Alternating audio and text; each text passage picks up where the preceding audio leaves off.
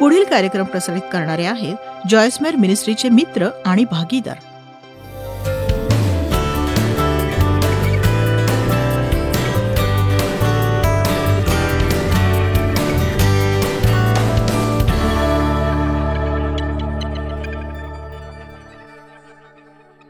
जगामध्ये 2 प्रकारचे लोक असतात. त्यातले काही लोक हे हेतुपूर्वक कार्य करतात आणि काही नकारात्मक लोक असतात.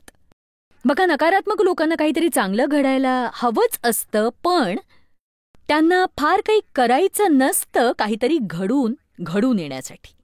ते नुसतेच बोलत राहतात पण करत मात्र काहीच नाही. काही लोक वचनं वाचतात आणि ती त्यांना योग्य समजतातही, आणि देवाच्या मदतीशिवाय आपण काही करू शकत नाही हेही त्यांना कळतं. आणि बघा, हे आधी नक्की करूया आपण, आणि काही गोष्टी ज्या देव आपल्याला करायला सांगतो त्या लक्षात ठेवाव्यात की त्यासाठी देव क्षमता पुरवतो. ज्या गोष्टी करण्याचं देव तुम्हाला मार्गदर्शन करतो त्यासाठी लागणारी क्षमताही देव तुम्हाला पुरवतो. आपण केवळ त्याच्यावर अवलंबून म्हणायला हवं, देवा मला तुझी गरज आहे, मला तुझी गरज आहे, तुझ्याशिवाय मी काही करू शकत नाही. त्याची स्तुती करा, त्याला महिमा द्या, आणि तुमच्या जीवनात तो सामर्थ्याचा प्रवाह येत राहील सदा सर्वदा. म्हणून मी ठरवलंय की मी बोलणार आहे स्वभावाविषयी. कालच्या दिवशी आपण स्वाभाविक सामर्थ्याविषयी ऐकलंय, म्हणजे नाक खाली खेचणाऱ्या स्वभावाविषयी, नाक वर असणारा स्वभाव. बघा, तुम्ही सतत असे वरखाली होता. जर तुम्ही नाक खाली असण्याच्या स्वभावात असाल तर तुमचं जीवन अतिसामान्य असं असतं आणि देवाला हवं त्यापेक्षा आपल्याकडे नेहमीच कमी असतं. आणि बघा, प्रत्येकाला चांगलं जीवन हवं असतं. या ठिकाणी असणाऱ्या प्रत्येकाला चांगलं जीवन हवंय, परंतु या ठिकाणी असणारा प्रत्येक जण चांगल्या जीवनासाठी जे केलं जाणं गरजेचं आहे ते मात्र करत नाही. ही नकारात्मकता म्हणजे सैतानाकडून होणारी एक मोठी फसवणूक असते. हेच आपल्याला हवं असतं, आणि अनेकदा लोक वाटण्यानुसार जगतात आणि ते कृतीपूर्वी कसं वाटतं याची वाट पाहतात, इतर सगळ्यांनी करण्याची वाट पाहतात. मग वाटतं सगळ्या बाबींचा विचार करता. जगात खूप थोडे लोक आहेत ज्यांना योग्य ते करण्याची इच्छा आहे, आणि जरी त्यांना ठाऊक आहे की ते तसे एकमेव आहेत. आपण इतर प्रत्येकाच्या कृतीच्या परिणामांपासून दूर असतो आणि देव प्रवाहासोबत पोहणाऱ्यांऐवजी प्रवाहाविरुद्ध पोहणाऱ्यांना बघत असतो. कारण पोहणं सोपं आहे, पण प्रवाहाविरुद्ध पोहणं हे सोपं नक्कीच नाही. तर आज या सत्रात मी संयमी स्वभावाबाबत बोलणार आहे की जर तुम्हाला दुसऱ्या सत्रासाठी थांबायला आवडणार असेल तर मी अस्वस्थ स्वभावाविषयी बोलणार आहे. कारण माझा खरंच विश्वास आहे की ही काळाची गरज आहे की आपण सगळ्यांनी यावेळी दक्ष राहावं, आणि मी सांगणार असलेल्या जीवनातल्या 5 बाबींकडे लक्ष द्यावं. अस्वस्थपणा बाबतीतल्या पुष्कळ अशा अनेक प्रकारच्या बाबींविषयी आपण अस्वस्थ असतो, आणि काही जण काही बाबतीत अस्वस्थ असतात, पण इतर सगळ्यांच्या बाबतीत ते अजिबात अस्वस्थ नसतात. मी माझ्या जीवनात काही प्रमाणात अस्वस्थपणावर मात केलीये, कारण खरं तर अस्वस्थ राहणं ही माझी कमतरता होती 1 नंबरची. मी सशक्त चिडखोर प्रकृतीची होते. मला जे हवं असायचं ते लगेच हवं असायचं. मी तुम्हाला काही करायला सांगितलं तर लगेच करा, सगळ्यात आधी करा. मी पुन्हा सांगायची गरज नाही, पण तुम्हाला समजलं असेल अशी माझी सुरुवात होती. आणि खरंच देवाचे आभार की आता मी अशी नाहीये. पण म्हणजे जर मी स्वभाव याविषयी मेहनत घेतली नाही तर पुन्हा एकदा मी तशीच वागू शकते, कारण मी तशी होते कधीतरी. आमेन.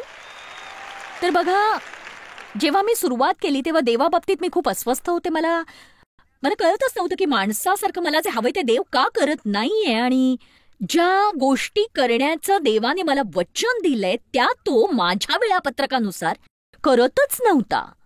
तुम्ही निराश नाही होणार का जेव्हा तुम्हाला कळतं की देव जे काही करणार होता ते त्याच्यासाठी अजिबातच कठीण नव्हतं, पण तरीही त्याने ते केलं नाही.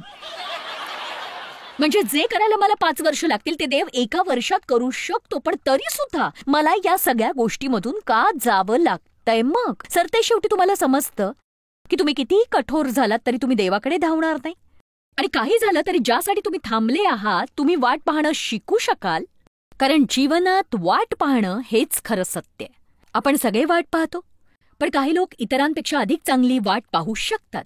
तेव्हा स्वतः थोडे स्वस्थ व्हा आणि म्हणा, माझी वेळ तुझ्या हातात आहे. मला ठाऊक आहे माझ्यासाठी तुझ्याकडे योजना आहे. नरकातला कोणताही सैतान, जगातला कुठलाही माणूस तुम्हाला देवाच्या योजनेपासून रोखू शकत नाही, जी योग्य वेळी तुमच्यासाठी उचित आणि तयार असते. देवाने आपल्यासाठी खूप गोष्टी तयार केल्या आहेत, पण तो आपल्यालाही तयार करत असतो अशा गोष्टींसाठी ज्या आपल्यासाठी तयार असतात. हे काही वेळा खूप कठीण असतं की तुमच्या मनात एक स्वप्न असतं, तुम्ही ते स्पष्टपणे पाहता. बापरे, तुम्ही ते स्पष्टपणे पाहता. देवाला ठाऊक असतं तुम्हाला ते हवंय म्हणून. कित्येकदा हे समजणं कठीण असतं की हे पूर्णतः बरोबर असूनही देवाने ते तुमच्यासाठी ठेवलेलं असतं आणि ही त्याची इच्छा असते. आता तुम्ही तयार व्हावं त्याने तुमच्यासाठी बनवलेल्या गोष्टीसाठी. प्रत्येक जण सगळ्यासाठी तयार नसतो, पण त्यांना असं वाटतं की ते आहेत. आपल्याला वाटतं आपण तयार आहोत, पण आपण नसतो. लोकांबाबतीतली अस्वस्थता. किती जण लोकांबाबतीत अस्वस्थ असतात? बघा, असे लोक म्हणजे काही बाबींचा विचार करताना आपण अस्वस्थ होतो जेव्हा काही लोकांचा विचार करतो. बघूया, आपण रांगेत जेव्हा उभे असतो तेव्हा आपण कसे वागतो. जेव्हा समोरचा क्लार्क खूप हळू काम करत असतो आणि जर क्लार्क नवीन असेल आणि काय करायचं हे त्याला कळतच नसेल तर, आणि तुमच्या पुढे असणाऱ्या व्यक्तीच्या 3 सामानांवर किंमतच नसेल तर दुकानात ती त्यांना शोधावी लागेल की काय किंमत आहे. चला, आता या बाबतीत मी ठीक आहे, मी हे करू शकले कारण हळू असणाऱ्या क्लार्कमुळेच मी माझं तारण गमावलं होतं 30 वर्षांपूर्वी. म्हणजे ते असं झालं होतं की माझ्याकडे अशी एक माझी मोठी बॅग होती, सोबत जीसस नावाचा मोठा डायमंड होता, सोबत माझी सगळी ख्रिश्चन ज्वेलरी होती. मी किराणा दुकानाच्या रांगेत होते, बरोबर 3 लहान मुलं होती, त्यांनी नाकात दम आणला होता. पण माझी एक योजना होती, मला तो किराणा माल घ्यायचाच होता, रांगेतनं बाहेर यायचं होतं, नंतर कारमध्ये बसायचं होतं, घरी जाऊन ते सगळं ठेवायचं होतं आणि नंतर सगळी कामं करायची होती. माझी योजना होती. मला आता परवा नाही, पण म्हणजे मी आता या बिंदूवर आले की कुठल्या रांगेत उभं राहण्यासाठी विनंती करावी. म्हणजे मी मागे उभं राहायचं तर ठीक आहे देवा, तुला वेळ आधीच ठाऊक असतं काय घडणार आहे, तुला ठाऊक आहे मी जरा घाईत आहे, यापैकी कोणती रांग लवकर पुढे सरकणार आहे ते सांग मला. मी काळजी करत नाही मी केलेल्या कामाची. मी नेहमीच अशा रांगेत उभी राहते जी हळूहळू सरकते आणि काहीतरी फुटणार असतं. पण एक सांगू का की म्हणजे जर तुम्ही वैफल्यामुळे मरण पावला तर मीही मेले असते, मी तेवढी उत्तेजित झाले नसते या कारणाने. पूर्वी माझं असं व्हायचं की मला काही समजत नाही देवा, तू नक्की माझं करणार तरी काय आहेस. आणि मग मी म्हणायचे की मी तुला धमकावते सैताना, मी तुला धमकावते येशूच्या नावाने, तू माझा आनंद हिरावू शकत नाहीस, तू माझी शांती हिरावू शकत नाहीस.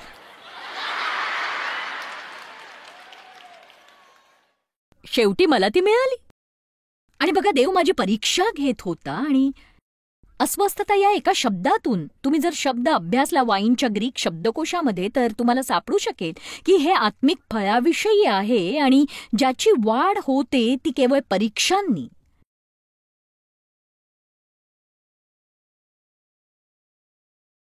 तुमच्यासाठी मी यासाठी प्रार्थना करू शकत नाही की हे केवळ परीक्षेनेच वाढतं. आणि साहजिकच लोकांना अस्वस्थपणासारखं काही नको असतं, कारण मोजदाद लगेच सुरू होते अस्वस्थतेच्या प्रार्थनांची, त्यांच्यावर संकट येतात. आणि वस्तुतः हे सत्य आहे. बायबल म्हणतं की जेव्हा तुम्ही सिद्ध असता त्यावेळी तुमच्याकडे योग्य तो स्वस्थपणा हा असतोच, आणि जेव्हा मनुष्य स्वस्थ असतो तेव्हा तो सिद्ध, परिपूर्ण, काहीही नाकारणारा नसतो. मी या रांगेत असू शकते, ही रांग सोडून मी जाऊ इच्छित नाही इतरत्र कुठेही, मी तिथेच राहून आनंद लुटू शकते. तर शेवटी मी प्रावीण्य मिळवलं हळू क्लार्कच्या रांगेत कसं उभं राहायचं आणि त्यावेळेला शांत कसं राहायचं, आणि कोणी कितीही काम लवकर करत नसलं तरीही. तेव्हा मला वाटलं हे कशापासून तरी सुटण्यासारखं आहे, पण ते योग्य ठरणार नाही. तेव्हा तुम्ही काय कराल जेव्हा तुम्ही एखाद्याला काही करायला सांगता आणि तो ते करत नाही? पहिल्यांदाच तुम्ही त्याला सांगाल, तुम्हाला त्याला सांगावंच लागेल परत एकदा. आणि हे म्हणजे तुम्हाला ऐकू येत नाहीये का, तुला ऐकायला आलं नाहीये का काय सांगितलं. तुम्ही कसे वागाल जेव्हा एखाद्याला तुम्ही काही सांगता ते काहीतरी वेगळंच घेऊन येतात. बघा, तेव्हा खरा स्वभाव बाहेर पडतो. त्यासाठी शब्दांचीच आवश्यकता नसते, ते तुमच्या चेहऱ्यावर दिसतं. ते म्हणजे तुम्ही करता ना असं, सांगा मला. तर तुम्ही काय बोलत असता तुमच्या चेहऱ्यावरच्या हावभावांद्वारे की तुम्ही किती मूर्ख आहात. आणि बऱ्याचदा आपण आपल्या वाईट वागणुकीने अशा लोकांना काय दाखवतो की जे खरोखर प्रामाणिकपणे योग्य प्रकारे चांगलं ते करू पाहत असतात. कारण फक्त लोकांकडे ती शक्ती, ते दान नाही जे तुमच्याकडे किंवा माझ्याकडे आहे, याचा अर्थ ती माणसं उपयुक्त नाहीत असा नाही. आणि प्रामाणिकपणे देव अशा लोकांना आपल्यासोबत देतो जे आपल्याला संतप्त करतील, आणि तो हे हेतुपूर्वक करतो. आणि मिळालेल्या रांगेतून बाहेर पडण्याचा प्रयत्न करणं योग्य नसेल, कारण प्रत्येक रांग अशीच असेल मग.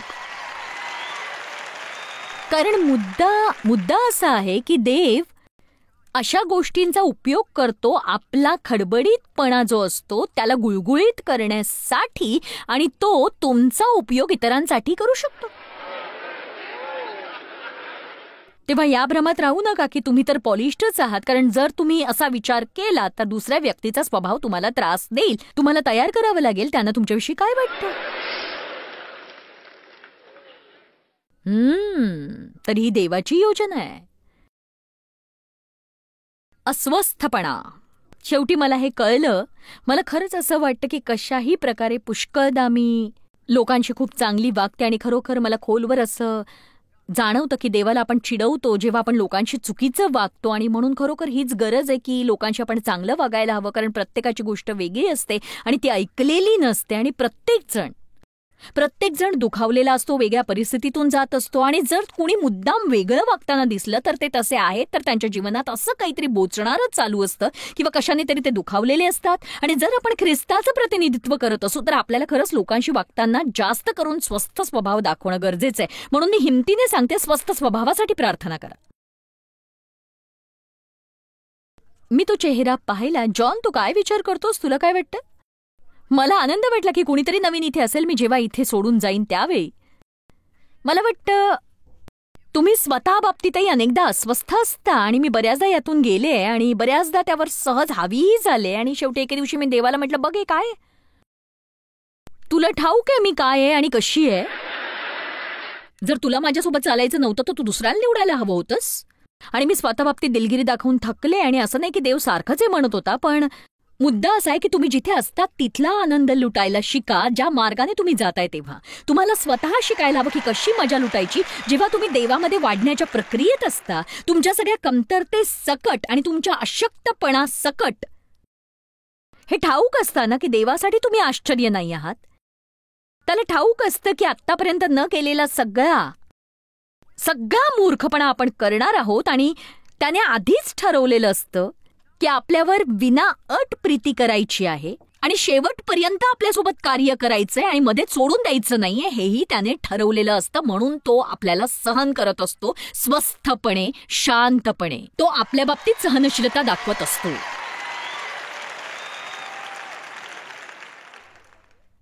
तेव्हा स्वतः बाबतीत जरा सहनशील व्हा. नंतर काही विभाग आणि लक्ष आणि बाबी अशा आहेत स्वस्थ राहण्यासाठी. आता बघा, मी या बाबतीत काही फार चांगली नाहीये. मला काही माझं सामान मिळेल, अशा काही गोष्टी आहेत ज्या मी करूच शकत नाही. त्यासाठी तुम्ही माझ्यासाठी प्रार्थना करा. ते म्हणजे बांधाबांध. नाही म्हणजे मला ते पॅकेजिंग करायचं असलं की मी माझं तारण गमावते.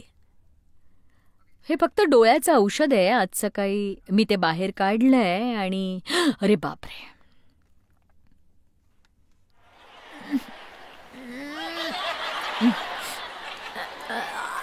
कोणीतरी येऊन मला हे उघडून देईल का?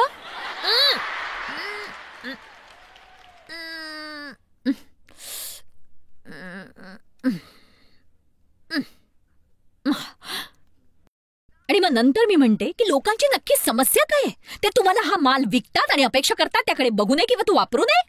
आणि मग देव शांतपणे म्हणतो, त्यापेक्षा तू एक कात्री घेतलीस आणि ते कापलंस तर. पण मग मला घरभर ती कात्री शोधावी लागेल, तेवढे पेशन्स नाहीत. म्हणजे मला बघा तेही करायचं नसतं, मला ते आवडत नाही. आणि मग मी माउथवॉशकडे जाते. अरे बापरे, आता हे उघडलं नाही तर. हे उघडत नाहीये का? उघडतंय वाटतं. वा वा, चला चला चला चला चला.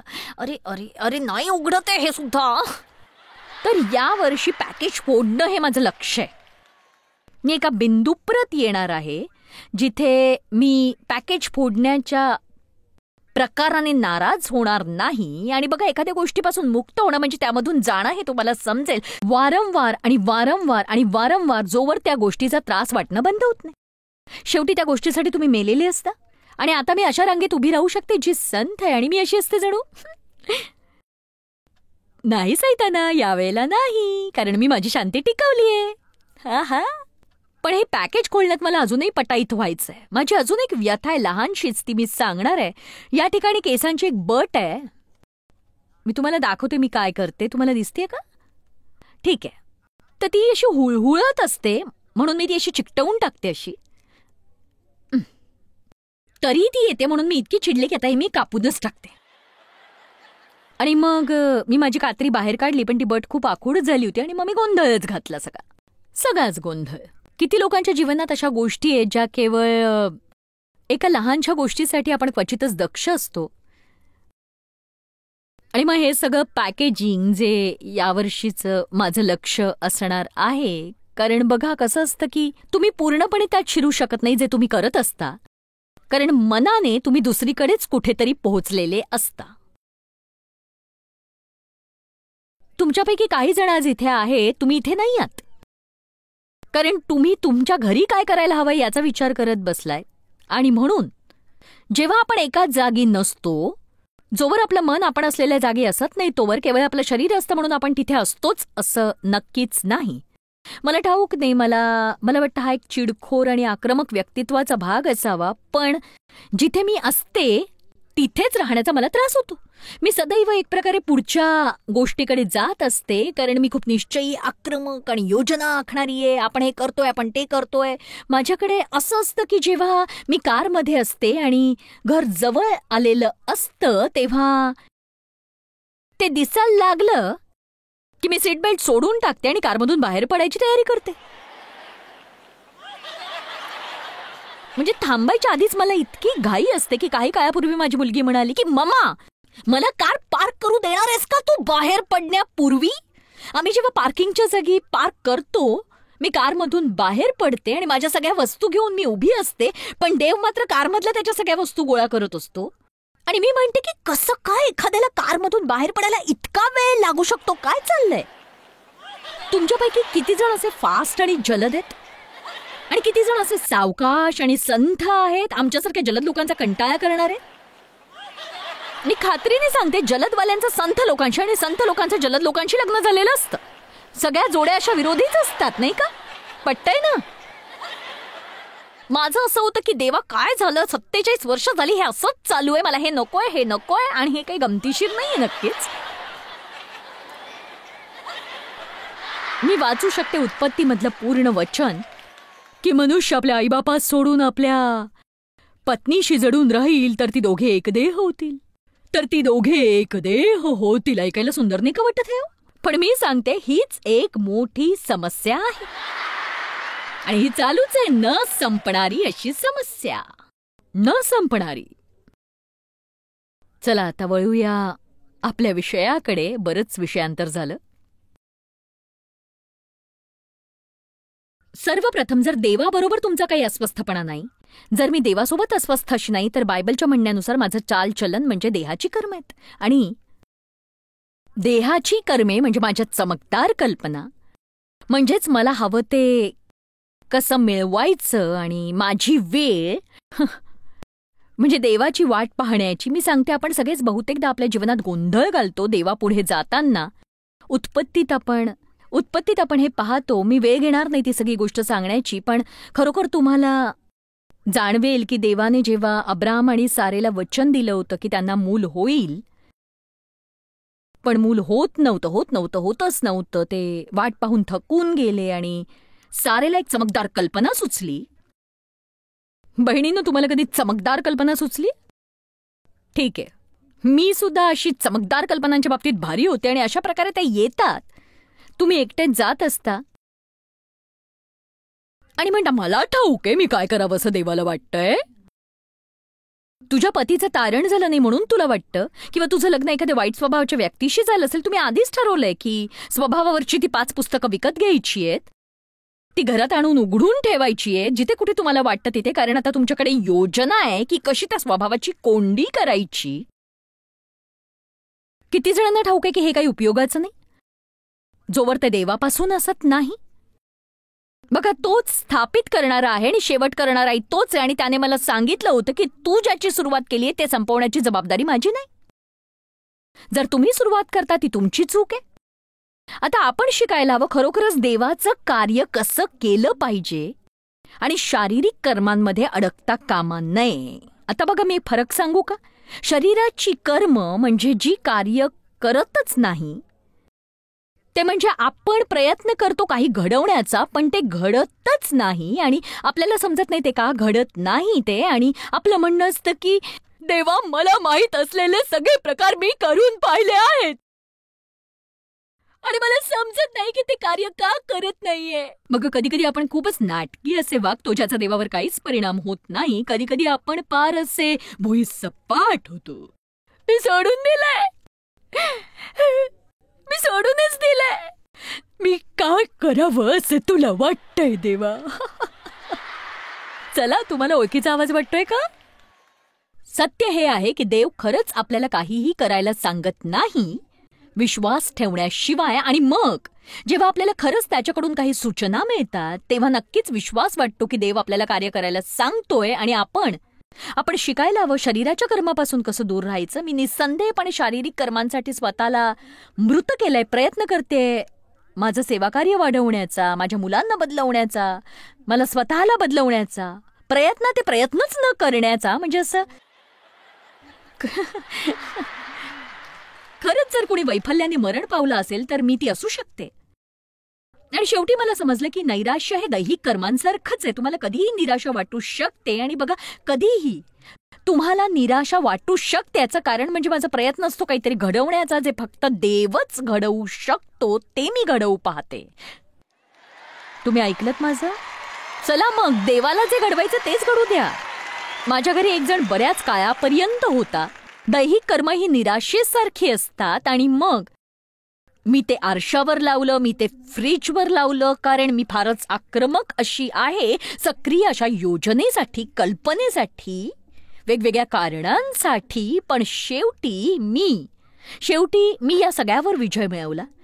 पण इथे असणाऱ्यांपैकी काहींनी नाही मिळवला. कदाचित ते अजूनही त्याच विभागात अडकलेत, स्वतःला निराश करतायत, सुटका मिळवू पाहतायत अशा गोष्टींपासून ज्यांच्यापासून देवच त्यांना सुटका देऊ शकतो. लोकांना बदलवू पाहतायत.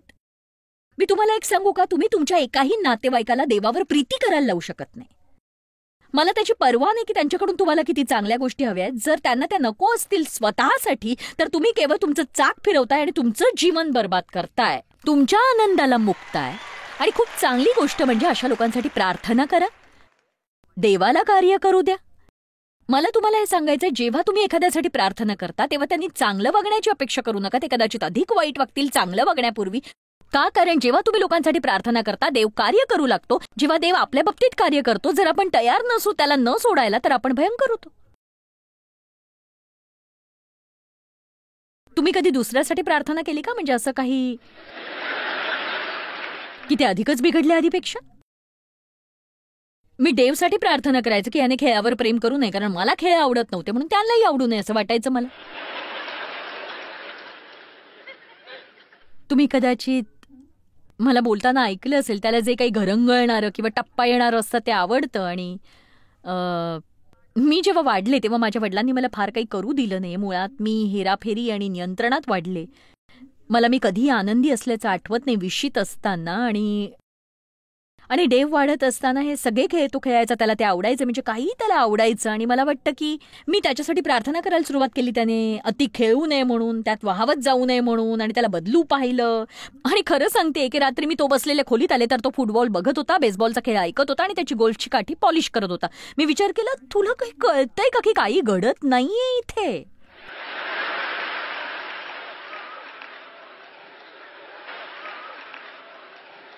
चला, आता कुणाला समजलं का आज तुम्ही जे करता त्याचा उपयोग होत नाही, काही फायदा होत नाही, तर विश्रांती घेणं आणि आपल्या शारीरिक कर्मांपासून दूर जाणं चांगलं नाही का? आणि देवाला तुमच्या जीवनातला देव होऊ द्या, देवाला त्याचं कार्य करू द्या. आमेन.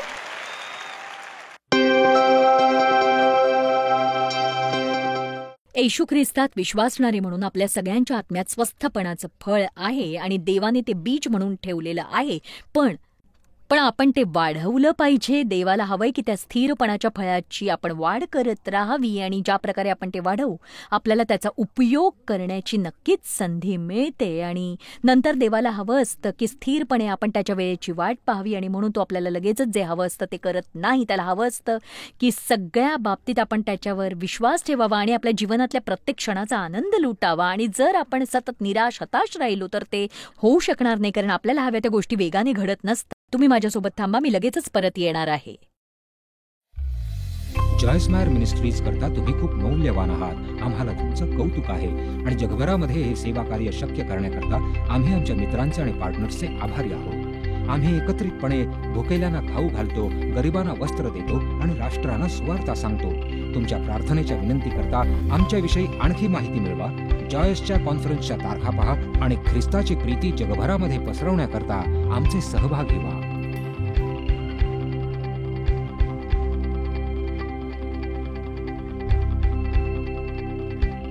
याचा सर्व खर्च जॉयस मेयर मिनिस्ट्रीचे मित्र आणि भागीदार करत आहेत.